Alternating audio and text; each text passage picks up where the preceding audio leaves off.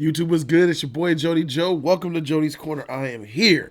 Make sure to click down there after the video if you want to. Check out that Jody's Corner merch. Team Sus. Jody's Corner shirts all day long. $34. Amazing quality. Shout out to you guys very much for watching this movie review. This is going to be a movie review of The Lighthouse. Yes, The Lighthouse. I watched this on opening night Thursday. But I'm sorry that I haven't got a chance to get to it until actually today. But we are here. The Lighthouse. I really was hyped for it. I really wanted to see, going into this movie, what Robert Pattinson is going to bring to the role of his character named, what is it? Winslow. His character's name is Winslow. So, but anyway, this is Lighthouse, and I wanted to see Robert Pattinson because he's cast as the Batman, and all these people are telling me that, hey, Jody, Robert Pattinson, he can act. He's an amazing actor. I'm like, wait a minute. The last thing I remember seeing him in was Twilight, and the stuff that I've seen from him in Twilight was trash. I'm like, freak this guy, bro. Him playing Batman, I'm like, I don't know, man. So everybody was like, look, he does a lot of indie movies and stuff like that. He did stuff underground that a lot of people don't know about, and he's really good. So check it out. So look, here I am. This is his first film that's really in theaters that I can remember that I'm going to go check out. Willem Dafoe, he's already an accomplished actor. He's already a legend in my opinion.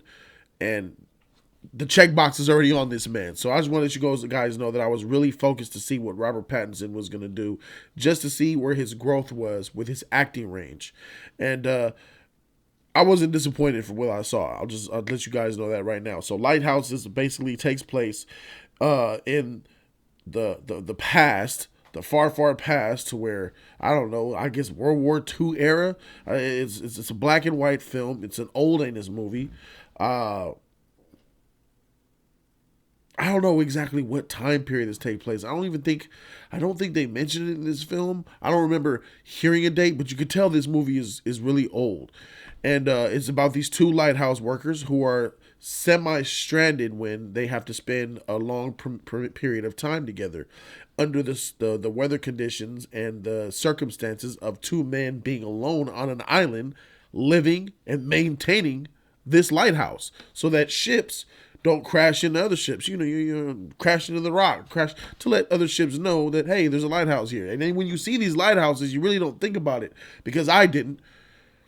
Like, dang, yeah, people live there, yo. People gotta live in lighthouses to maintain. I thought it was just like a self-sustaining type of thing. We show up once a month, click, click, click, make sure everything's good, I'm going back home. But no, these two men actually live on the island and maintain and take care of the lighthouse. So it really is just a film focused on these two actors, these two characters, for the duration of the entire film. So yeah, and this is a vision from Robert Edgers. He wrote and directed this motherfucker. So this is his complete vision. And it's not really what I would say is a film that will appeal to all movie audiences.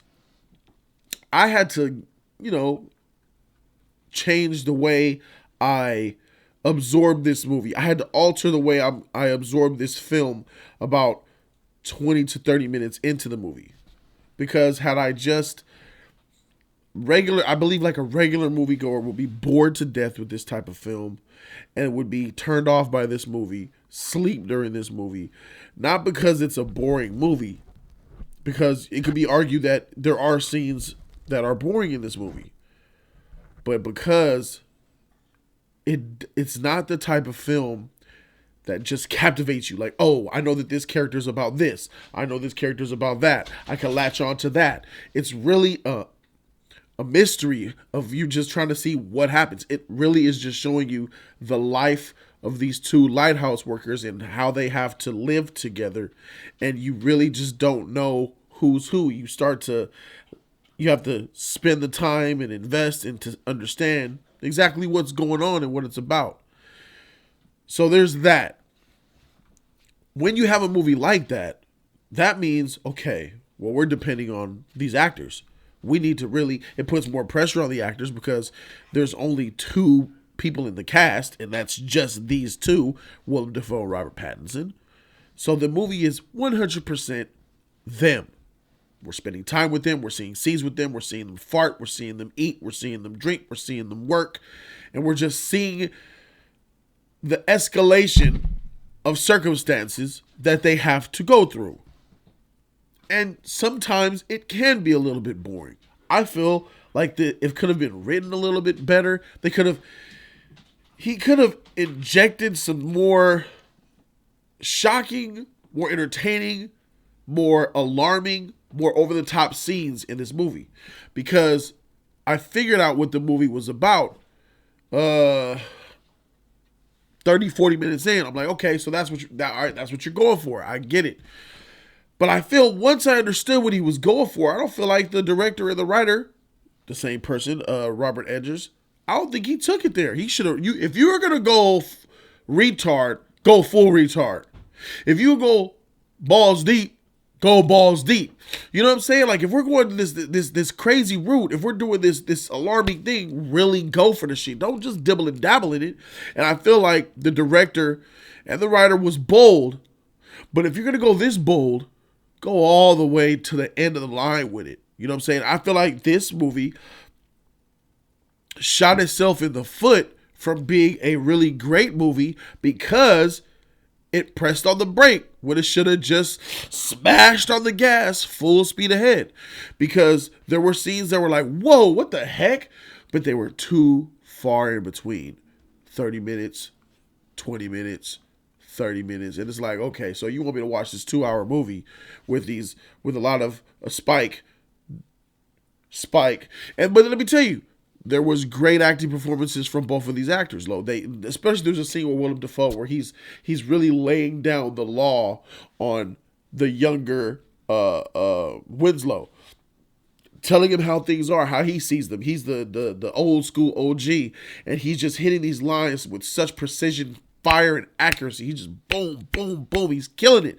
And I'm like, oh, Robert, you getting outshined by old Willem Dafoe now, bro. Woo! He's getting you. Willem Dafoe was flaming Robert Pattinson. I'm like, uh-oh, he's making Robert Pattinson look bad, bruh. And then an hour into the movie and shit, I'm like, okay, Robert Pattinson has his time to shine. And he unleashes some shit. I'm like, whoa, hey, you come to play, didn't you, Rob? G-Rob. I'm calling you G-Rob now. So Robert Pattinson, yes, I will say Robert Pattinson is a good actor. He acted tremendously in this film. So did Willem Dafoe. They both have amazing performances, and that's the best part of this movie. The two guys shining bright like a lighthouse. Pun. I love the acting performances. It's the best thing of this movie. Those two actors sharing lines, hitting them sheets, and it's just funny, it's weird, it's kooky, and they are fantastic. Shout out to Robert Pattinson and Willem Dafoe. I'm a little bit more excited about you playing Batman now, my dude. But at the end of the day, there are some issues where this film does drag. There's draggy moments in this film because it does slow down, and when it slows down, oh boy, does it slow down. And there's some real artistic and there's some real weird stuff, the images that the director wants to show us, and we're like, okay, how do we describe that? How do we break that down? I'm like, okay, all right, we got that over there. There's a lot of visual storytelling here as well. Not so much all dialogue. There's a lot of visual storytelling the director is doing. He's really inputting something. He's trying to sell us something, and I don't think many people will understand or buy what he's selling, or at least get what he's selling. But at the end of the day, at the end of the film, there's a nice climax and it's really enjoyable, and that's what helps get this movie over the hump for me. I think that Lighthouse is full of tremendous acting performances by both the leads. Oscar nomination worthy? The way they're giving out Oscars nowadays, sure. Give them both the noms. Give them the Golden Globes if you want to. I'm for it. Freak it. Let's do it all day long. This is a film that will captivate hardcore film buff moviegoer type people, but it's not something for the general audience, and I understand why it had a limited release in select theaters, because it's only for the select few that like films like this, like Lighthouse, and I happen to be one of them. I give Lighthouse a B. Shout out to the B grade. Couldn't really get there to that A level, but a B, that's a solid film. Thank you guys so very much for watching this review of The Lighthouse. If you like the review and the real content, feel free to click the subscribe button, like the video, and comment down below what you guys think. What you guys think of Lighthouse, huh? Thanks for watching. I'm Jody Joe, and I'm out this thing, man. Deuces.